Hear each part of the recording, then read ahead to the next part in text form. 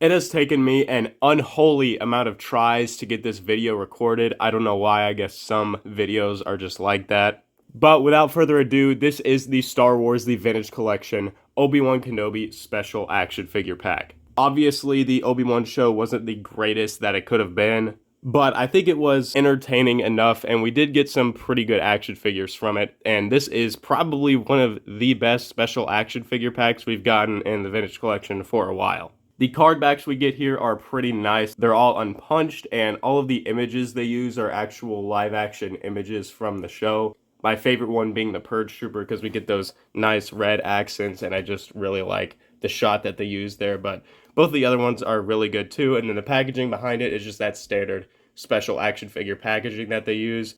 This Obi-Wan figure is pretty nice. You do get some pretty good articulation, like ball joints at the hips, and then you get an elbow that goes past 90 degrees. The head articulation is also pretty good as well. For accessories, you get his signature lightsaber. There is an ignited version, and also just a version that is the hilt that can be pegged into the belt.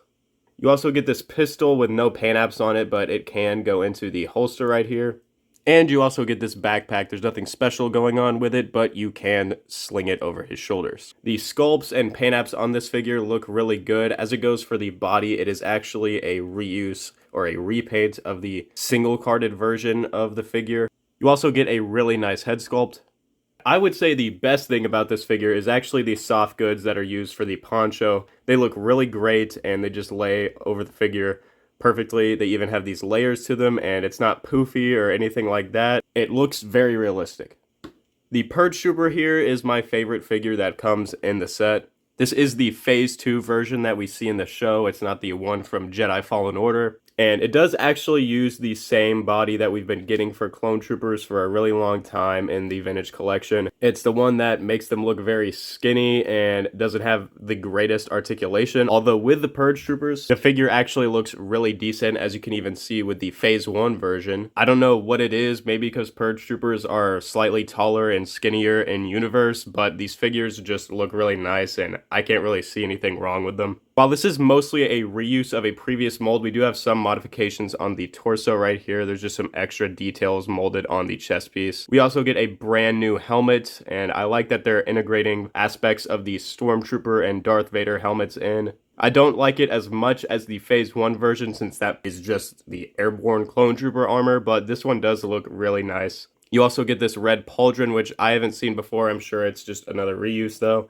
And then on the back, we do have this backpack, which actually can be removed. And you can even stick a jetpack and some other things on there.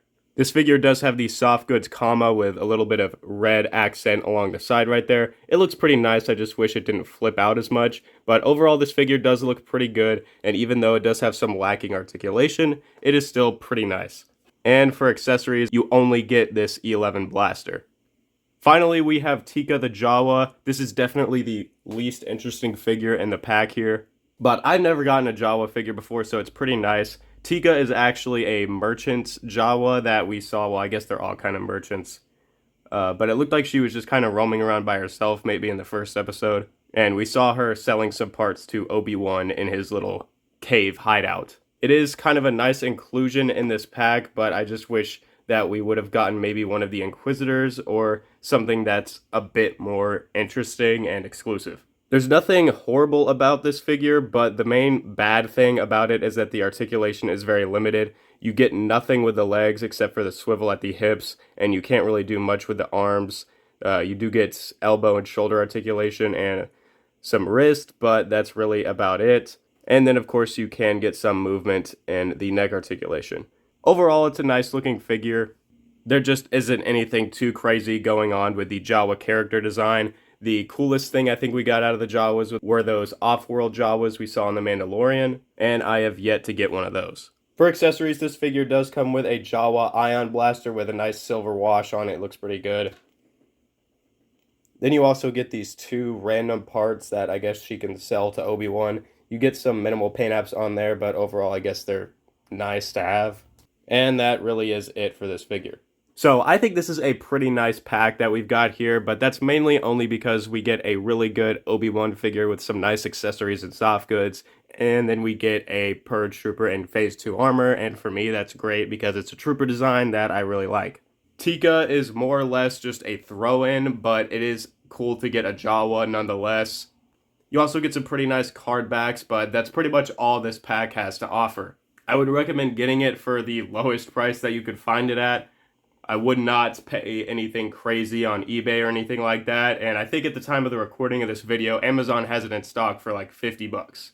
So it's pretty cool, but nothing insane. And for these special action figure packs, that is kind of saying a lot because most of the time we don't really get anything too crazy. Or at least not in my opinion, because I really could not care less for more Jabba's skiff guards.